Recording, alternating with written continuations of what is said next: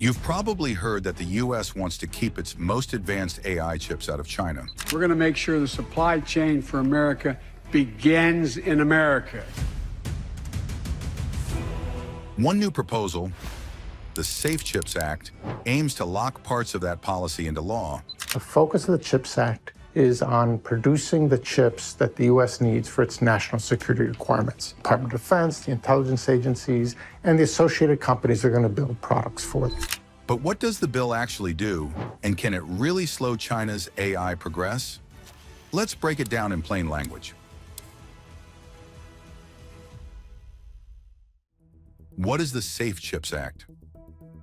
The Safe Chips Act is one of the most significant legislative attempts yet to permanently shape how the United States controls the global flow of advanced artificial intelligence chips. Unlike earlier export restrictions that the government imposed through temporary or adjustable administrative rules, this act is designed to lock specific controls into federal law for a fixed period. That shift from flexible regulation to legally mandated limits represents a major turning point in how the U.S. thinks about AI, national security, and geopolitical competition. At its core, the Safe Chips Act requires the U.S. Department of Commerce to deny export licenses for the most powerful next-generation AI chips when the intended recipients are nations officially designated as adversaries. These countries include China, including Hong Kong and Macau, Russia, Iran, and North Korea. Nations that U.S. policymakers argue could use advanced compute power to accelerate their military capabilities, surveillance systems, or strategic AI development. One of the defining aspects of the Safe Chips Act is its effort to transform what has so far been a collection of evolving technical rules into a stable legal framework. For the past few years, the U.S. government has relied on sets of export control regulations updated by the Commerce Department, narrowing which chips can legally be shipped to certain countries. These rules have been modified multiple times as companies like NVIDIA develop new chips and as geopolitical concerns intensified. However, because these controls were regulatory rather than statutory, future administrations could loosen or reverse them quickly. The Safe Chips Act aims to prevent that by hardwiring the restrictions into law.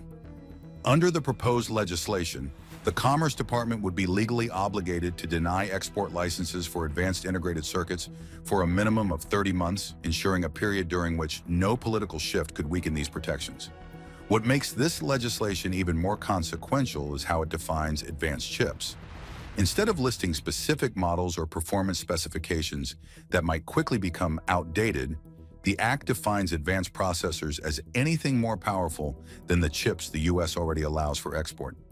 This means that if companies produce a next-generation GPU or AI accelerator beyond the currently approved performance ceiling, that new chip is automatically restricted from being shipped to adversary nations. This avoids a situation in which chip makers create workaround versions designed to technically comply with current regulations, but still deliver significant compute power. By tying the definition to existing license levels, the Safe Chips Act creates a moving ceiling that updates naturally as technology advances. Supporters of the bill argue that this approach is essential because AI chips are no longer just commercial products. They are strategic assets. High-end GPUs from U.S. companies power the world's most advanced AI models, military simulations, surveillance systems, and complex data analysis operations. Whoever controls the supply of these chips effectively controls global access to frontier-level AI capabilities. U.S. legislators worry that allowing these chips to reach adversary governments could rapidly accelerate their technological and military competitiveness. In public statements, lawmakers have stressed that AI chips are a national security resource, and that America cannot afford to let adversarial regimes obtain the same cutting-edge computing tools that power U.S. innovation. Another reason the Safe Chips Act is gaining support is that it removes uncertainty for the industry. Semiconductor manufacturers, cloud computing providers, and AI companies have been operating under constantly shifting regulatory guidance over the past several years. These unpredictabilities have made long-term planning difficult. By turning the restrictions into law, the Act sends a clear signal. The U.S. will remain committed to strict AI chip export controls for the foreseeable future. That clarity helps guide business decisions, supply chain strategies, and manufacturing investments, especially for companies that operate globally. The bill also includes guardrails on how future adjustments can occur. After the mandatory 30-month restriction period, commerce is allowed to update the technical definitions or adjust control parameters, but only if the changes are publicly posted and Congress is notified at least 30 days in advance. This ensures transparency and prevents silent or rushed policy reversals. Even after the initial lock-in period expires, the bill still forces any future administration to justify changes openly rather than quietly loosening export controls behind the scenes. Despite widespread support, the Safe Chips Act is not without controversy. Critics argue that rigid export controls could accelerate global fragmentation and push adversarial nations to invest more aggressively in domestic chip manufacturing. Others suggest that overly strict restrictions might harm American companies by cutting them off from one of the world's largest markets. However, proponents counter that the U.S. cannot allow advanced chips to empower the surveillance or military capabilities of regimes that strategically oppose American interests. In their view, economic trade-offs are justified when foundational national security risks are at stake. The Safe Chips Act tilts decisively toward that reasoning: security before commercial gain. Ultimately, the Safe Chips Act represents a dramatic shift in how the U.S. intends to regulate AI technology. By transforming temporary export control rules into a legally mandated framework, it signals a long-term strategic decision. The most powerful AI chips must stay out of the hands of adversary governments, no matter who occupies the White House. It reflects a growing recognition that computing power has become one of the most important strategic resources of the 21st century, as vital as oil, rare minerals, or even nuclear technology. And by locking these restrictions into federal law, the U.S. is drawing a firm line in the sand about who will have access to the world's most advanced AI hardware. Which chips are in the crosshairs? The Safe Chips Act targets a very specific category of semiconductor technology: high-end graphics processing units, commonly known as GPUs, which are essential for powering the most sophisticated artificial intelligence systems. These are not the everyday graphics cards found in gaming laptops or desktops. They are cutting-edge processors designed for large-scale AI model training and other intensive computational tasks. In particular, GPUs from leading companies such as NVIDIA and AMD are the main focus. These chips are capable of performing trillions of calculations per second, making them indispensable for the development of advanced machine learning algorithms, deep learning frameworks, and massive neural networks. Their unparalleled processing power allows AI researchers and engineers to train models that require enormous amounts of parallel computation, which is the backbone of modern AI applications, ranging from natural language processing to computer vision. The strategic importance of these GPUs lies in their ability to accelerate AI research and deployment. High-end AI chips are central to what experts refer to as frontier AI, which encompasses systems that operate on scales vastly larger than typical commercial models. By controlling access to these processors, the United States effectively manages who can participate in building these next-generation AI systems. This is why the Safe Chips Act focuses explicitly on limiting the export of GPUs to countries deemed strategic competitors, such as China, Russia, Iran, and North Korea. The U.S. government recognizes that these chips are not merely commercial products, but strategic assets that can influence global power dynamics and technological leadership. Preventing their sale to potential adversaries is intended to slow the development of AI systems that could be used in military, surveillance, or industrial applications that might challenge U.S. national security interests. NVIDIA and AMD dominate this market due to their specialization in high-performance computing GPUs. NVIDIA's A100 and H100 series, for example, are designed for massive-scale AI workloads and are widely regarded as among the most powerful chips available for AI research. Similarly, AMD's MI250 and MI300 accelerators provide comparable high-throughput computing capabilities suitable for training large-scale AI models. These chips are engineered to handle tasks such as matrix multiplication and tensor processing at speeds far beyond standard CPUs, allowing AI models with billions or even trillions of parameters to be trained efficiently. Limiting the export of such hardware restricts other countries' ability to build AI systems that can match the computational scale of models developed in the United States. By keeping these processors largely domestic or within allied nations, the U.S. can maintain a competitive advantage in both AI research and applied technologies.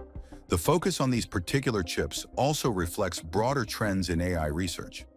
Modern AI models, such as large language models and advanced image generation networks, require not only sophisticated algorithms, but also immense computational resources. The GPUs targeted by the Safe Chips Act are the engines that drive this computation. Without access to these processors, researchers in targeted countries would be forced to rely on older, less capable hardware, which can dramatically slow the pace of innovation. This technological bottleneck can delay the development of highly advanced AI systems and reduce the ability of adversary nations to deploy AI for critical applications, ranging from defense technologies to commercial innovations.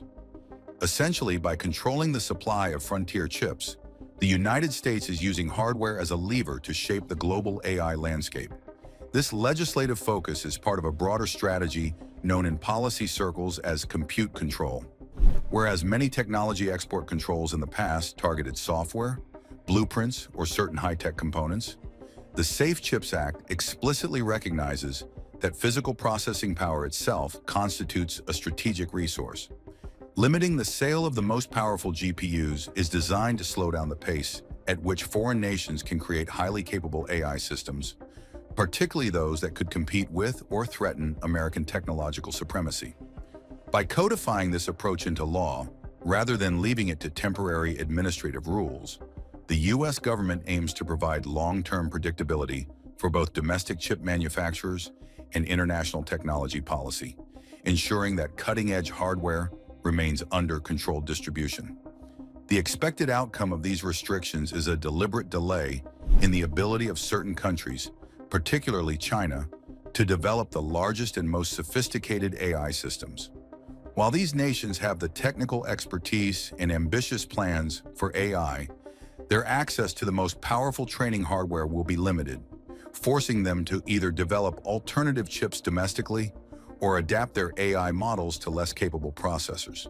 This constraint is not intended to halt AI development entirely, but to slow the emergence of models and systems that could rival U.S. technological and strategic leadership. By creating a gap in computational resources, the United States can maintain its advantage in frontier AI research and reinforce its broader national security objectives. In summary, the Safe Chips Act specifically targets high-end GPUs from industry leaders like NVIDIA and AMD because these chips are essential for training large-scale AI models. Their computational power makes them critical tools for frontier AI research, and controlling their distribution serves as a strategic mechanism to delay adversaries' ability to build the largest, most advanced AI systems. By codifying export restrictions into law, the U.S. aims to safeguard its technological dominance, manage global AI competition, and reduce potential security risks associated with the proliferation of powerful AI hardware. If you want more clear explainers on how laws and sanctions shape tech, not just specs, hit subscribe and turn on notifications. That tells us to keep making long-form policy breakdowns like this one. How China can respond.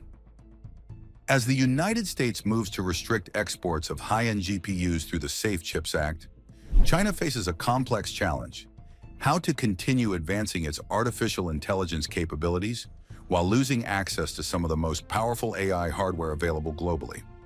In response, China has several potential strategies to mitigate the impact of U.S. restrictions, ranging from stockpiling critical chips to accelerating domestic semiconductor development. These responses reflect both China's strategic ambition in AI and its growing emphasis on technological self-reliance. One immediate approach is stockpiling. By purchasing large quantities of high-end GPUs before export restrictions fully take effect, Chinese firms and research institutions can create a buffer that allows ongoing AI projects to continue without interruption. Stockpiling has precedent in other high-tech sectors. Nations facing export limitations often acquire critical components in advance to maintain continuity in research, development, and production. This tactic could provide a temporary advantage, giving Chinese researchers time to adapt to the new restrictions while ensuring that major AI initiatives, particularly those in government and large tech companies, are not stalled by a sudden hardware shortage. Another potential response is routing chip purchases through third countries. This strategy involves acquiring GPUs indirectly, using intermediaries in countries not directly subject to U.S. export controls. By leveraging global trade networks, Chinese firms could import restricted chips through nations that still maintain open trade relations with the United States. However, this approach carries legal and logistical risks. Export control laws in the U.S. are designed to apply not only to direct sales, but also to re-exports through other countries, meaning that both foreign intermediaries and Chinese buyers could face penalties if such transactions are detected. Nevertheless, routing purchases indirectly remains a possible short-term tactic for maintaining access to the hardware needed for AI research. Simultaneously, China is heavily investing in domestic alternatives to foreign GPUs. Over the past several years, Chinese companies such as Bren Technology, Cambricon, and Huawei have developed increasingly capable AI accelerators, aiming to reduce reliance on imported chips. These domestic processors may not yet match the performance of NVIDIA's H100 or AMD's MI300, but they are steadily improving and could eventually close the gap. By pushing its firms to prioritize domestic chip development, China can work toward long-term self-sufficiency in AI hardware, aligning with broader national strategies like the Made in China 2025 initiative and the country's ongoing focus on technological independence. Domestic chip production also has the advantage of avoiding the geopolitical risks associated with U.S. export restrictions, ensuring that future AI development is less vulnerable to foreign policy shifts. In addition to hardware strategies, China can adapt its AI development methods to be more efficient. Instead of focusing solely on large-scale models that require massive GPU clusters, researchers and companies may optimize smaller models or use techniques that reduce the computational load without sacrificing performance. Methods such as model quantization, knowledge distillation, and sparse neural network architectures allow AI systems to achieve high functionality while requiring fewer chips. By focusing on efficiency, China can continue to advance AI capabilities even under hardware constraints, finding creative ways to achieve results comparable to larger-scale systems in a more resource-constrained environment. China's broader AI ecosystem also allows it to leverage software optimization alongside hardware development. Government-supported research institutions, universities, and private tech firms can collaborate to create algorithms that maximize the performance of available GPUs. This approach reduces the dependence on raw chip power and emphasizes innovation in software design and AI architecture. As a result, even if access to top-tier foreign GPUs is limited, China can maintain progress in AI applications such as natural language processing, autonomous systems, and computer vision. Furthermore, China may explore strategic international partnerships outside the U.S.-aligned markets. Countries with less restrictive trade policies could serve as sources of technology, research collaboration, or alternative AI hardware. These partnerships might include joint development projects, licensing agreements, or shared computational resources. While these avenues are limited compared to direct access to U.S.-made GPUs, they provide additional flexibility in navigating the restrictions imposed by the Safe Chips Act. Overall, China's response to U.S. chip export restrictions is likely to be multifaceted. In the short term, stockpiling and indirect purchases can help sustain ongoing AI projects, while in the medium and long term, domestic chip production and model efficiency improvements will reduce dependence on foreign hardware. By combining these strategies, China aims to maintain its AI development trajectory despite constraints, illustrating both the resilience and adaptability of its technological ecosystem. The Safe Chips Act is designed to slow the pace at which China can access frontier AI hardware, but it is not a total blockade. China's industrial policy, significant investment in semiconductor R&D, and ability to innovate in both hardware and software mean that it can still pursue competitive AI development, albeit under different constraints. Ultimately, the act will force China to accelerate its domestic semiconductor capabilities, optimize computational efficiency, and explore alternative international partnerships, shaping the next phase of global AI competition. Will this stop China? The Safe Chips Act represents a significant effort by the United States to control the flow of high-end AI chips to China and other strategic competitors. But whether it will actually stop China is a more complex question. Total prevention is widely recognized as unrealistic. Even with strict export controls in place, China possesses a combination of technical expertise, industrial capacity, and strategic incentives that allow it to continue advancing its artificial intelligence capabilities, albeit under more challenging circumstances. The act is less about creating an absolute blockade and more about shaping the conditions under which China can access frontier AI technology. By increasing costs, extending timelines, and incentivizing domestic development, the legislation seeks to slow the pace of China's AI progress rather than halt it entirely. One of the immediate effects of the Safe Chips Act is economic. Cutting off or restricting access to US-made high-end GPUs raises the cost of developing advanced AI systems in China. Frontier GPUs like NVIDIA's H100 or AMD's MI300 are not only expensive under normal market conditions, but also extremely difficult to replace. Limiting availability forces Chinese firms to either pay premium prices for scarce chips through intermediaries or rely on less powerful alternatives, both of which slow research and increase operational costs. While these efforts may eventually yield capable alternatives to US-made GPUs, the Safe Chips Act aims to buy time for the United States to maintain its competitive edge while China ramps up its internal capabilities. Another factor to consider is innovation in model design and software optimization. While China may face hardware shortages due to export restrictions, researchers are increasingly focusing on efficiency improvements that reduce the need for massive computational power. Techniques such as model compression, sparse neural networks, and other algorithmic optimizations can partially offset limitations in GPU availability. In practice, this means that even under restricted access to the most advanced hardware, China can continue developing functional and useful AI systems. The restrictions slow progress, but they do not eliminate the potential for innovation. Historical precedents show that highly motivated countries often find ways to navigate technological restrictions, whether through stockpiling, indirect trade through third countries, or rapid domestic development.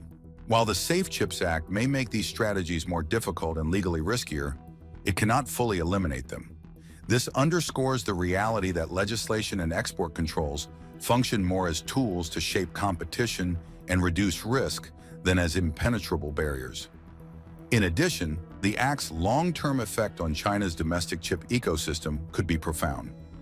By compelling China to rely more heavily on its own semiconductor industry, the restrictions may accelerate innovation and investment in domestic GPU production, chip fabrication, and software development tailored to local hardware. Over time, this could reduce China's dependence on US imports, creating a self-sustaining ecosystem capable of producing high-performance AI hardware. Ironically, while the Safe Chips Act is intended to maintain US technological advantage, it also incentivizes China to strengthen its own capabilities, creating a more competitive global landscape in the long run. The legislation functions as both a tactical and strategic measure. Tactically, it restricts immediate access to frontier chips. Strategically, it reshapes incentives for long-term domestic innovation in China's semiconductor and AI sectors. By understanding these dynamics, it becomes clear that the Act is less about total prevention and more about managing the pace and direction of global AI competition. Ultimately, the Safe Chips Act buys the United States time. It slows China's access to the most advanced chips, increases the cost of AI development, and encourages a shift toward domestic production without expecting to create an unbreachable barrier. While China's technological ambitions remain significant, the restrictions imposed by the Act give the US a strategic window to maintain its advantage in AI innovation and to influence the shape of global AI development in the coming years. What it means for the rest of us. The implications of the Safe Chips Act and similar measures extend far beyond the borders of the United States and China. As both countries lock in rules governing the export and use of advanced AI hardware, we may be moving toward a world where artificial intelligence is increasingly divided along geopolitical lines. In practical terms, This could mean the emergence of two partially separate AI ecosystems, each with its own hardware, software, models, and standards. For developers, businesses, and end users, this fragmentation is likely to influence which tools are available in different regions, how effectively AI systems can communicate across borders, and how quickly innovations can spread globally. At the heart of this potential split is hardware availability. U.S. export restrictions, such as those embodied in the Safe Chips Act, limit access to high-performance GPUs for countries like China, while domestic alternatives in China are being developed to circumvent these restrictions. This could result in AI systems being trained on fundamentally different types of chips depending on geographic location. Since hardware architecture affects computational performance, energy efficiency, and even the types of algorithms that can be efficiently run, these differences are likely to shape the capabilities of AI models in each ecosystem. In other words, AI developed in one region may have different strengths, weaknesses, and performance characteristics than AI developed in another. Software and model architecture are also influenced by hardware divergence. Developers often design AI models to take full advantage of the specific capabilities of the hardware on which they run. For instance, models optimized for NVIDIA GPUs may not perform identically on Chinese-made AI accelerators, and vice versa. As each ecosystem adapts its models to the available hardware, we can expect increasing differentiation in AI performance, efficiency, and compatibility. This could affect everything from natural language processing tools and image recognition systems to large-scale autonomous systems and industrial AI applications. Over time, software may become less portable across hardware platforms, reinforcing the separation of AI ecosystems. Standards and interoperability further complicate the picture. With divergent hardware and software priorities, international standards for AI could begin to fragment. This may influence data formats, model compatibility, and even ethical or safety frameworks for AI deployment. For instance, tools developed in one ecosystem may struggle to communicate effectively with systems from the other ecosystem, creating friction in global collaboration. Businesses that operate internationally may face challenges in integrating AI tools across regions, and consumers may encounter varying levels of functionality depending on where they live. These differences could have significant implications for industries such as finance, healthcare, autonomous vehicles, and cloud services, where cross-border AI interoperability can be critical. The potential split is not necessarily permanent, but it is likely to influence the pace and direction of global AI development. Countries and companies caught between these ecosystems may need to make strategic choices about which hardware, software, and platforms to adopt, potentially limiting their flexibility. Open-source AI tools, which have traditionally helped democratize access to advanced models, could also be affected if key contributors are located in regions with restricted hardware or software access. In some cases, this could slow innovation or encourage parallel development efforts that replicate functionality already achieved elsewhere, creating inefficiencies. From a broader societal perspective, the emergence of semi-divided AI worlds raises questions about access, equity, and global competitiveness. The AI tools available to users may depend more heavily on national and corporate policies than on technological merit. Consumers in one region might have access to faster, more capable AI services, while users elsewhere could experience slower adoption, fewer features, or models that are less efficient.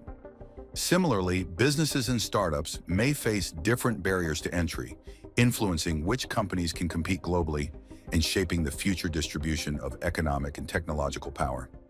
In summary, the Safe Chips Act and similar policies signal a shift toward an AI landscape that may be increasingly divided along geopolitical lines.